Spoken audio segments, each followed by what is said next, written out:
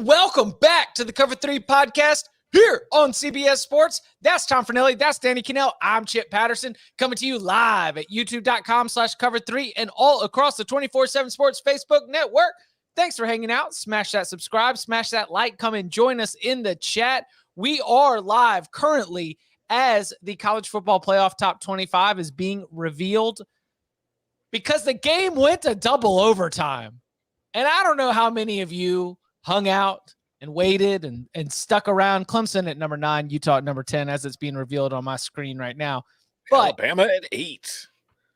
Listen, we're going to let this unfold. We're probably going to have to deal with a daggum commercial break here in just a second. As long as there aren't more overtimes, Chip.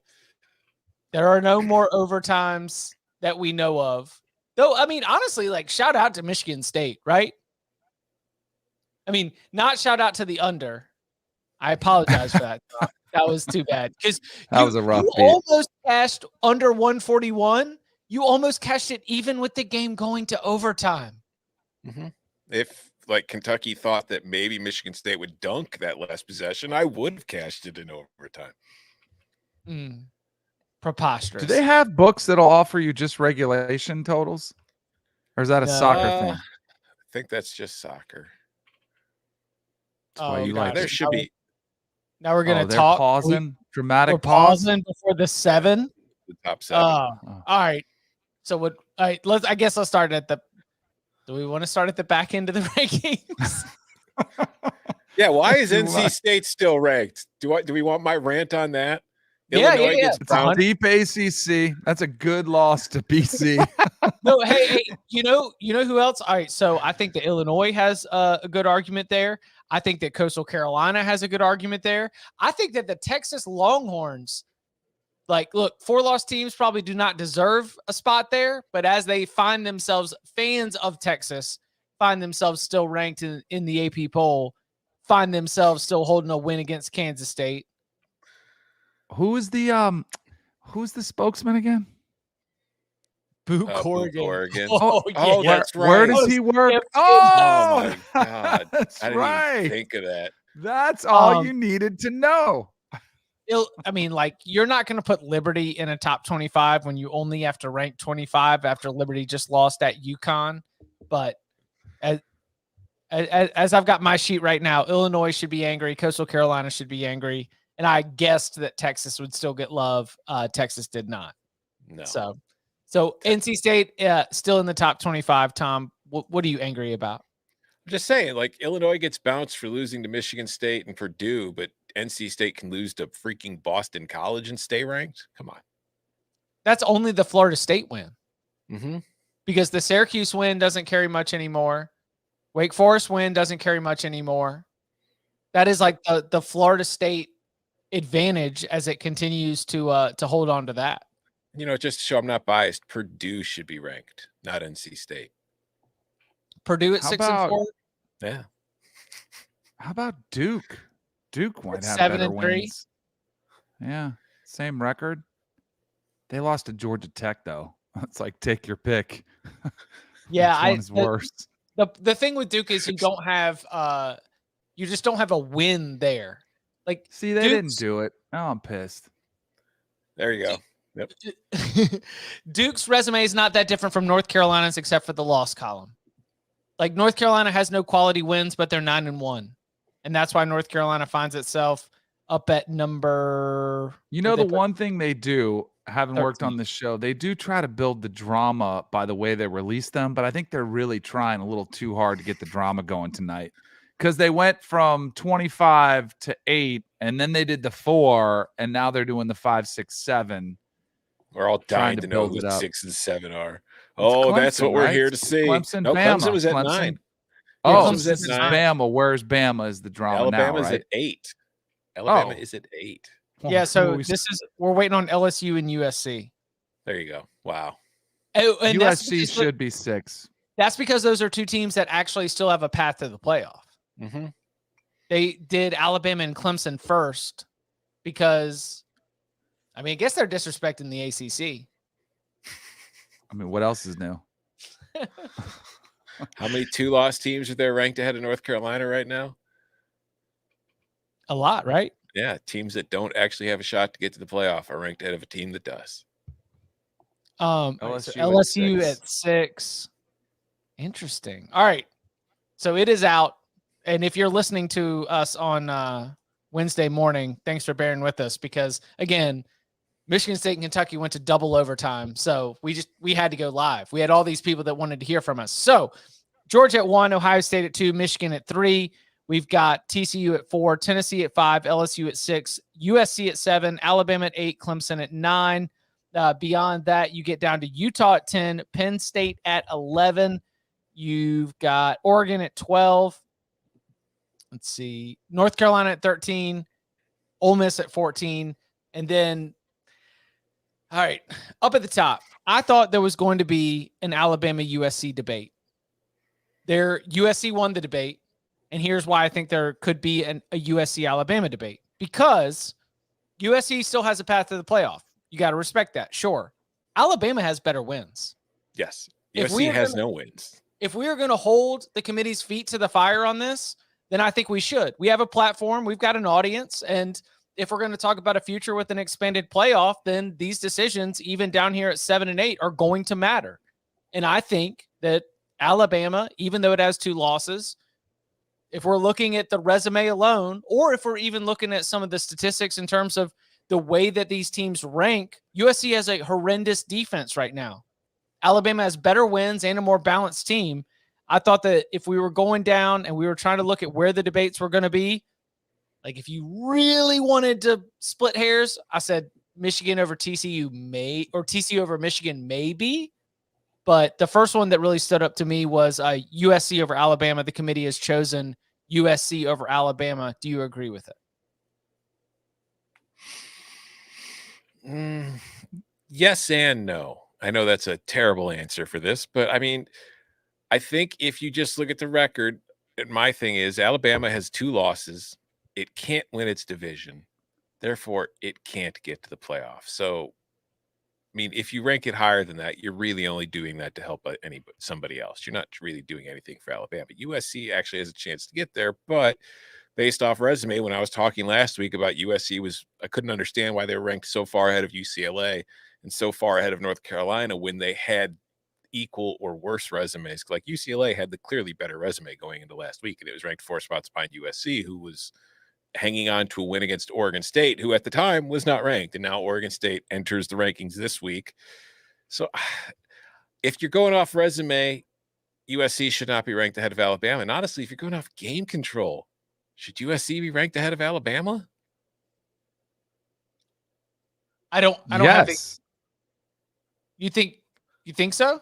But Bama's losses, like their losses have been close, but so have their wins. They're not like they're blowing, like they didn't do what we thought they would do against Ole Miss, right? We all came away like, Like I actually felt even more convinced that they're kind of losing their stranglehold at the top of college football.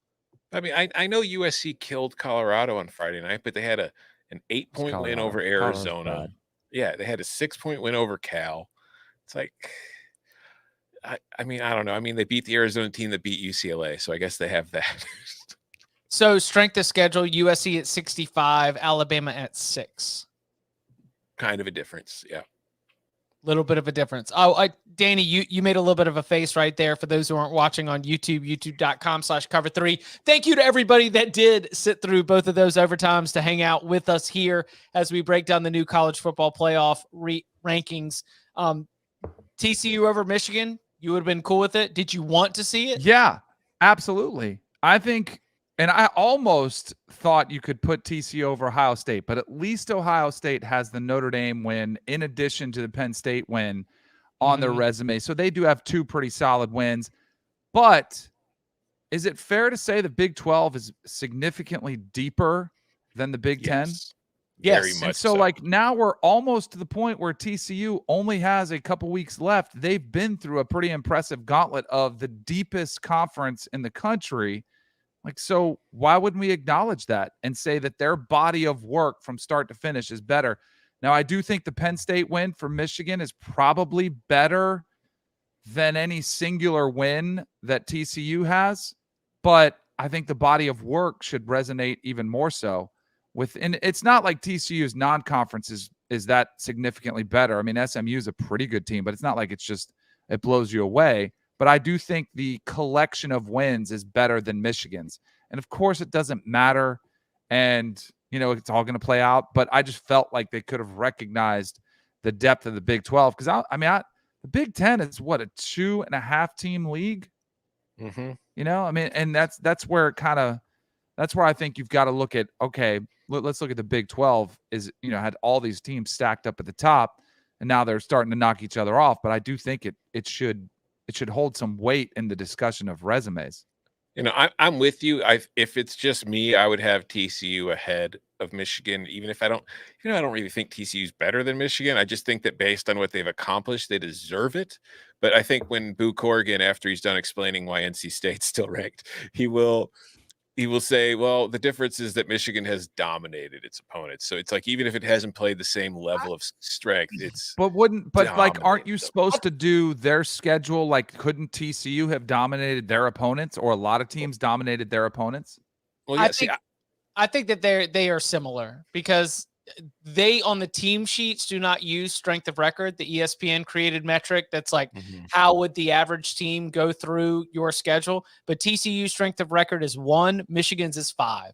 Like, they're both deserving of being right there at the very top. There's no outlier right there.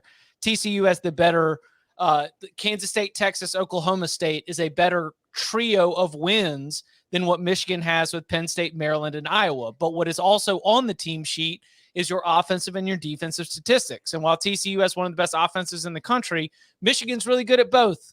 And I think that that's what those committee members are probably seeing, because we've already heard Boo Corrigan say in previous rankings releases that they're looking for balance. Like, wasn't that the Alabama over TCU argument in the very first rankings release?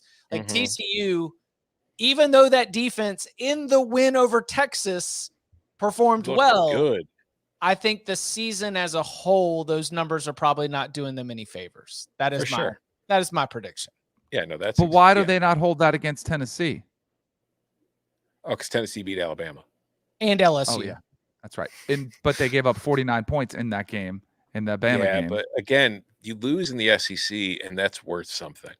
Agreed. I totally agree. And apparently the ACC too, as long as it's Boston College. As long as it's Boston College. But going back to the TCU debate, though, it's like, I understand you're 100% right, Chip. But like, Michigan also benefits from, after getting that big win against Penn State, they've played Michigan State, Rutgers, and Nebraska. Michigan State's probably going to get to a bowl at this point. But Rutgers and Nebraska, TCU doesn't get Rutgers and Nebraska. There are no Rutgers and Nebraskas in the Big 12 right now. So for me, it's like, this is a team that doesn't get to take a week off. Michigan's had plenty of weeks off.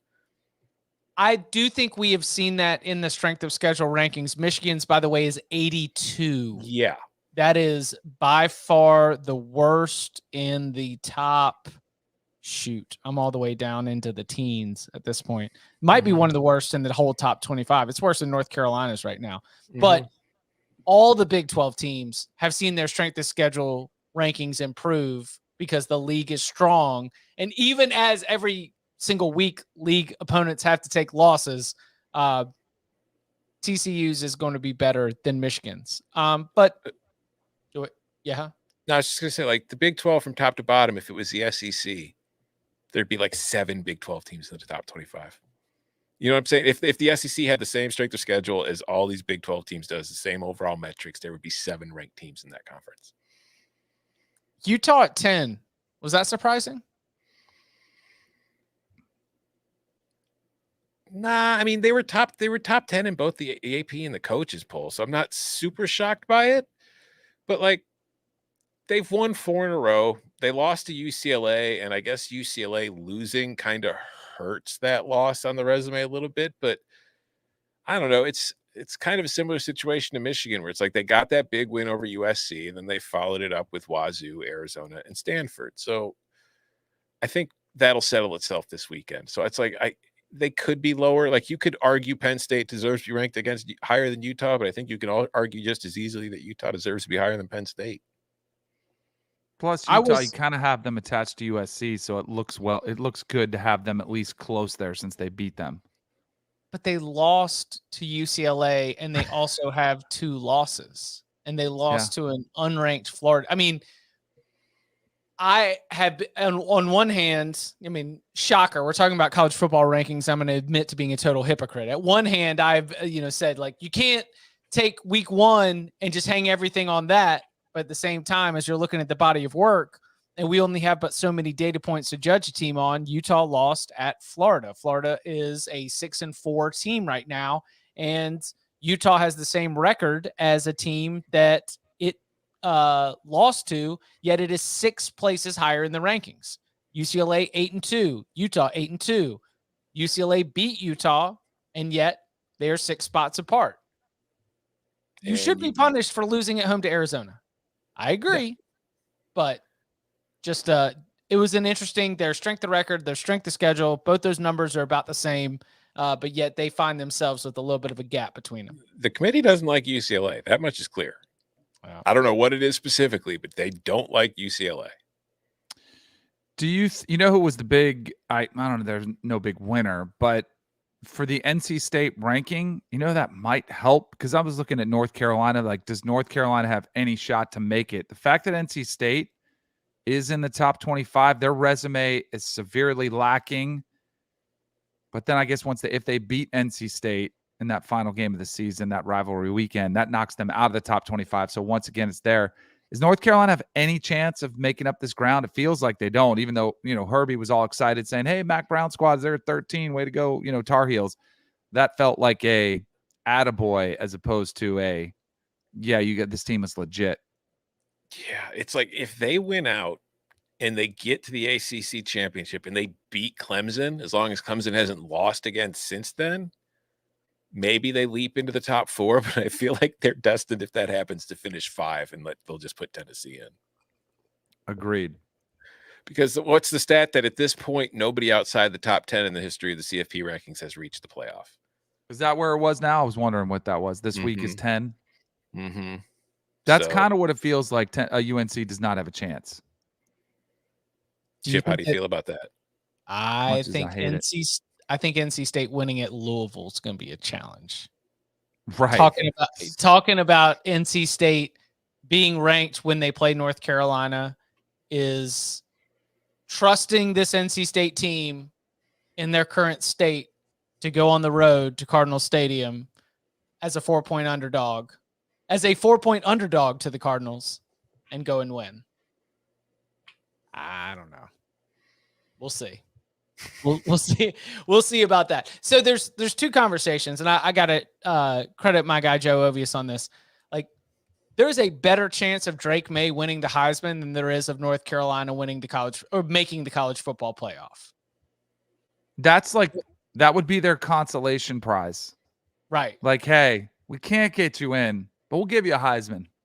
We can't have you playing with the boys. We can't have you in the big boys, but we can give you a Heisman. Go ahead. Here you go.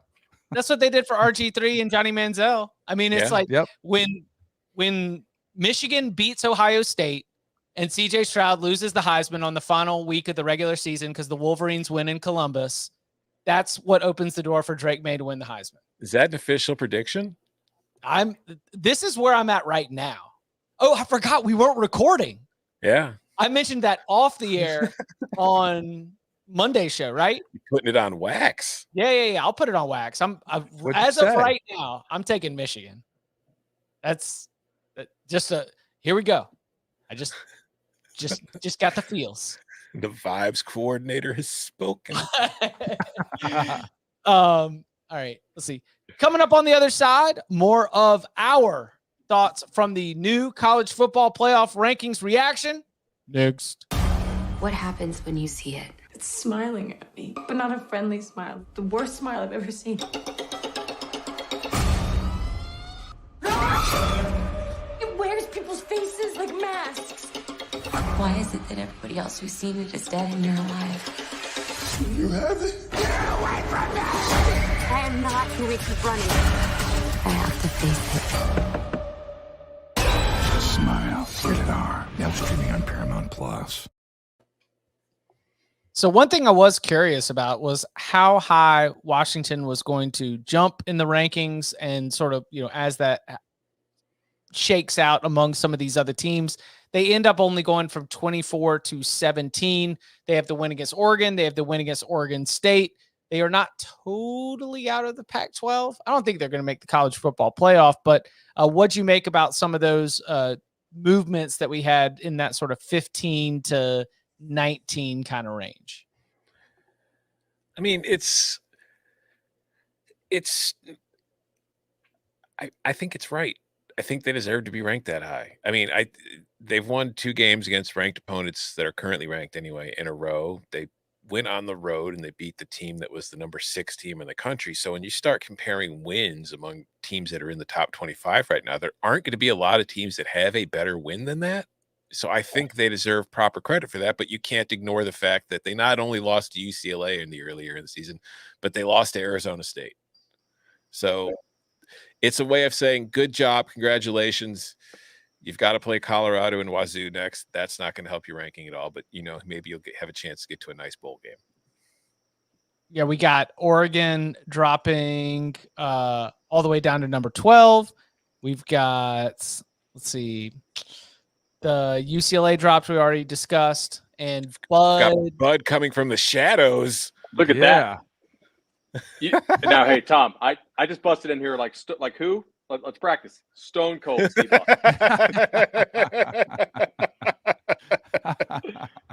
Oh man, no, I got home early because we got crushed in softball. I was like, you guys don't look like the Apex Roofing team we played a month ago, and they're like, oh no, we're the new guys. Like, oh, okay, well, you'll get promoted. You get promoted to A-ball next time. That was a whooping. What are we mad about tonight? I haven't seen them yet. You didn't come in prepared? There's not much to be mad about. That's I like how we were just talking about what we were just talking about. I think Bud hits on all the time. I think like 15 to 30, you really could like make a case for any of those teams to be interchangeable. Which is Kansas State checking in at the top of interchangeable. You're like, totally agree. Sure. Yeah, 100%. Yep. Oklahoma State win, Baylor win. Sure. Looks good to me.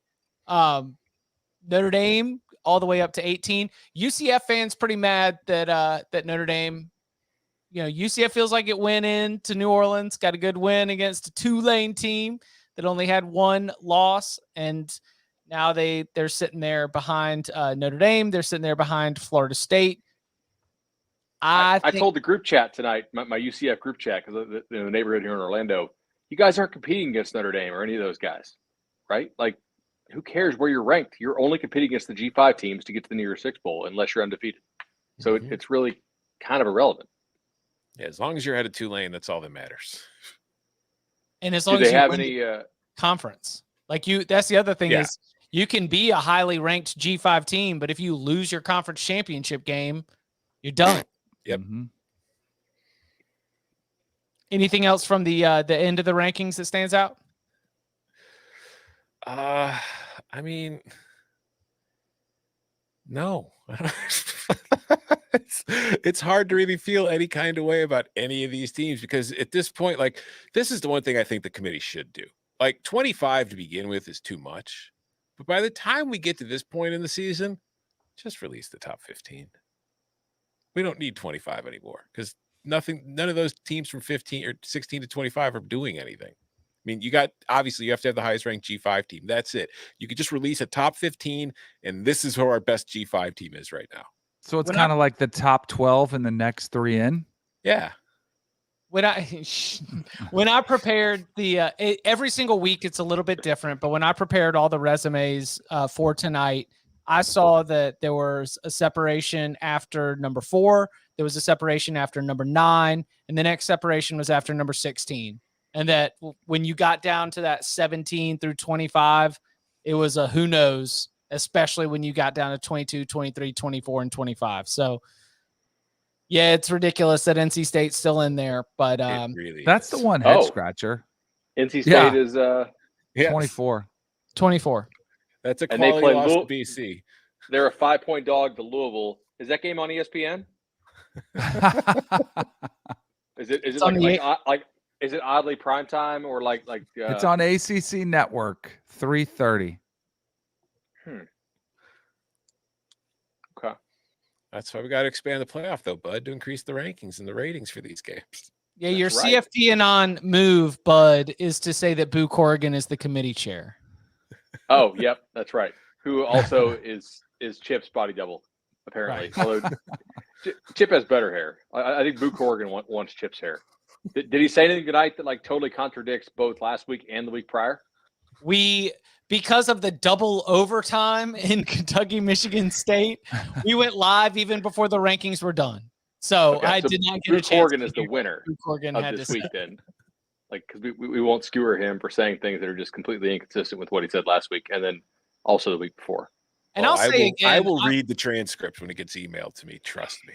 I will read the transcript too, but I will also double back on my opinion that asking one person to speak for 13 people who are submitting blind ballots and delivering results is hard to do. As someone who has to write the CBS Sports 131 post, which is made up of blind ballots, and explain the voting behavior of all these people, it's a little bit hard to do. Sometimes you just got to do the best you can. Try to do it for the coach rankings every offseason. You get all these angry fans who think, why do you hate my coach? It's like, I don't. I had him ranked 5 spots higher. Chip had him at 50. What do you want me to do? Yeah, well, at least you're doing it in May.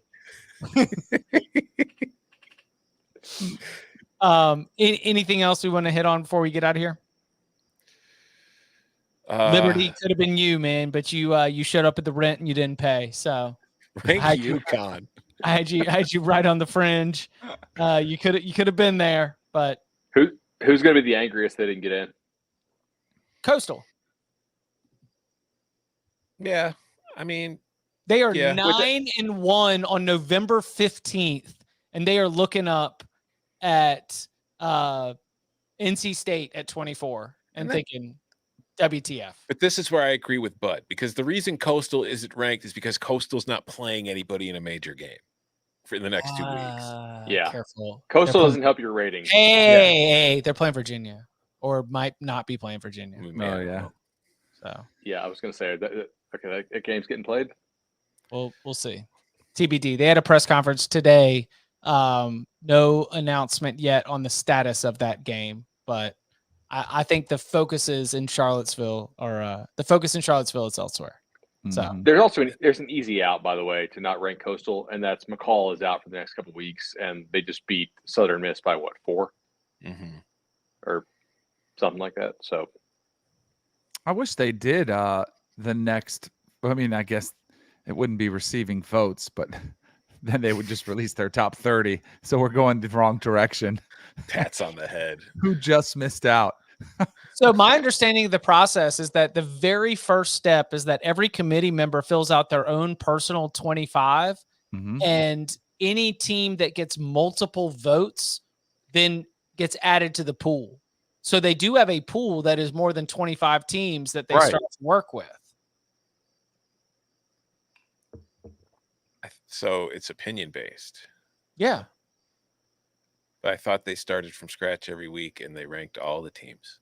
But I'm saying that, like, this is the pool that they work with for their data set. Tom, welcome to the dark side here, man. Just things aren't adding up anymore, Chip.